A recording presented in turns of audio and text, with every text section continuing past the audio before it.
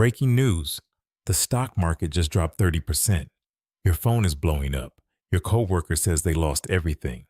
Your mom is calling, telling you to pull your money out right now. And you're sitting there staring at your account, watching the numbers shrink. Your stomach drops. Every dollar you invested, it feels like it's disappearing. But here's what nobody's telling you in that moment. Your money didn't vanish. It didn't get deleted. The crash didn't take it from you. What actually happened is way different from what it feels like. And understanding the difference, that's what separates people who build wealth from people who lose it. First, you need to understand what a stock actually is. When you buy a stock, you're buying a tiny piece of a real company. A company that makes products, earns revenue, has employees, has buildings. That company doesn't disappear because the stock price dropped. The price is just what people are willing to pay for that piece. Right now. Think of it like your house. If your neighbor's house sells for $30,000 less than yours, did your house shrink? Did a bedroom vanish? No. The value someone is willing to pay changed, but the house is the same. Your stocks work the same way. When the market crashes, the price drops, but you still own the same number of shares, the same piece of the same companies. Nothing was taken from you. The number on the screen changed. That's it. And this is the part that trips most people up because it feels like a loss. It looks like a loss. Your account balance is smaller, but it's only a real loss if you sell.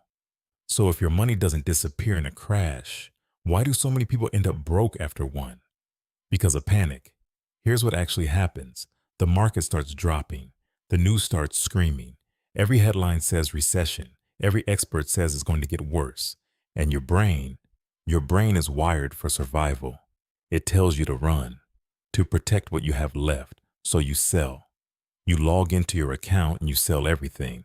And the moment you hit that button, something permanent happens. That paper loss becomes a real loss. You locked it in. It's done. The money you lost is no longer a number on the screen. It's gone from your account for good. And here's what makes it even worse. Most people who panic sell don't get back in. A study from a major financial research firm found that investors who sold during the 2008 crash, most of them waited years to reinvest. Some waited until 2012. Some waited until 2015. And by then, the market had already recovered. They sold at the bottom. They bought back at the top. They did the exact opposite of what works. And this isn't because they were dumb. These were smart, hardworking people. But nobody taught them what a crash actually means. Nobody explained that the drop is temporary, that the recovery is the part that matters. So they reacted the only way they knew how. They ran. And it cost them thousands, sometimes tens of thousands, sometimes their entire retirement. Let's put real numbers on this, because the math tells a story your emotions won't. Say you started investing $500 a month in 2006 into a basic index fund that tracks the 500 biggest companies in America. By October 2007, the market peaked. Your account was sitting around $12,000. Then the crash hit. By March 2009, the market had dropped 56%. Your $12,000 shrank to about $5,300. That hurts. That is a gut punch. Now, two versions of you exist in this moment. Version 1 panics. You sell everything in March 2009. You take your $5,300 and you put it in a savings account.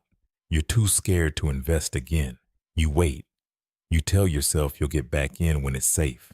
But safe never feels safe enough. So you wait until 2013. 4 years later, the market has already recovered. You put your $5,300 back in and you start your $500 a month again. By 2020, version 1 of you has about $83,000. That's not bad. But let's look at version 2. Version 2 of you does nothing. The market crashes 56%. You see the $5,300. Your stomach turns, but you don't sell. You keep putting in $500 a month, every single month, even when it felt pointless, even when the news said the economy was finished. By 2020, Version 2 has about $230,000. Let me say that again. Same person, same paycheck, same $500 a month. Version 1, who sold $83,000. Version 2, who held $230,000. That's a $147,000 difference. And the only thing that changed was what you did during the crash. Here's the line that should stay with you. The S&P 500 has crashed 26 times since 1929. Every single time, it recovered and hit a new all-time high. The average recovery, about 3.6 years, every single time. So if holding through a crash is this powerful, why does everybody tell you to sell? Because the system makes money when you move your money. Every time you sell, someone collects a fee. Every time you buy back in, someone collects another fee. Financial news channels don't get ratings by telling you to stay calm. They get ratings by making you scared. The more scared you are, the more you watch. The more you watch, the more ads they sell. Think about who's talking during a crash. Hedge fund managers going on TV saying to sell everything. But according to research from major universities, those same managers are often buying at the exact prices they told you to sell at. They need someone to sell to them at the bottom. That someone is you. The brokerage apps make it even easier. One tap to sell. Big red numbers on your screen. Push notifications telling you your account dropped 12% today. Every single design choice is built to trigger your fear response. And when you react, they profit. The financial industry collected over $100 billion in fees in 2022 alone. A huge chunk of that comes from panicked investors buying and selling at the worst possible times. You're not being informed. You're being activated. There's a difference. And once you see it, you can't unsee it. Now, the biggest objection you're going to hear is this. What if this time is different? What if the market crashes and doesn't come back? It's a fair question. And here's the honest answer. If the entire stock market goes to zero and never recovers, that means every major company in America has failed. Banks, grocery chains, tech companies, all of them, gone. And in that world, your savings account isn't safe either. Neither is your cash. The entire economy collapsed. No investment survives that. But that has never happened. Not in the Great Depression. Not in 2008. Not during a pandemic. The system bends. It doesn't break. So instead of preparing for the impossible, let's prepare for the probable. Step 1. Build an emergency fund first. Before you invest a single dollar, you need 3 to 6 months of expenses set aside in a regular savings account. This is your crash cushion. If you lose your job during a downturn, this money lets you pay bills without touching your investments. If your expenses are $2,500 a month, your target is $7,500 to $15,000. Step 2. Automate your investments. Set up automatic transfers into an index fund every payday. When it's automatic, you don't have to decide. You don't check the market. You don't react to headlines. The money moves whether the market is up or down. Step 3. Delete the app during a crash. Seriously. When the next crash comes, and it will come, delete the brokerage app from your phone for 90 days. You won't sell what you can't see. By the time you re-download it, the panic will have passed and your money will still be there, growing. Let's zoom out 10 years and look at two people.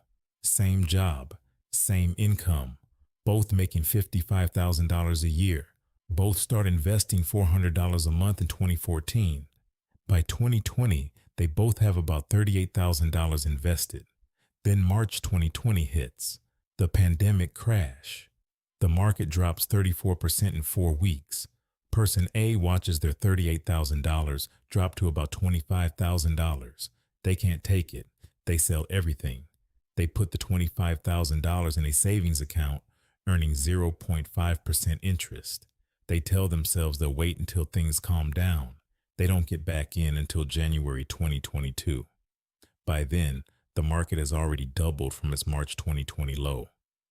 They reinvest their $25,000 and restart their $400 a month. By 2024, Person A has roughly $52,000. Person B sees the same crash, same $38,000 drop into $25,000, same fear, same headlines, same phone calls from family. But Person B has an emergency fund, 6 months of expenses sitting in savings, so they don't need the invested money right now. They keep their $400 a month going. They don't sell a single share. By 2024, Person B has roughly $105,000. Same paycheck, same city, same crash. Person A, $52,000. Person B, $105,000. The difference is $53,000. And the only thing Person B did differently was nothing. They literally did nothing during the crash. That was the entire strategy. Do nothing. Keep investing. Let time do the work. The next crash is coming. It might be next month. It might be next year. It might be 5 years from now. But it's coming. And when it does, everyone around you will panic. They'll sell. They'll scream. They'll tell you the sky is falling. But you'll know something they don't. You'll know that crashes are temporary. That recoveries are permanent. That the only people who lose are the ones who quit. This is not your fault. Nobody taught you this. But now you know. And knowing changes everything. Subscribe, because we're learning what nobody taught us about money together.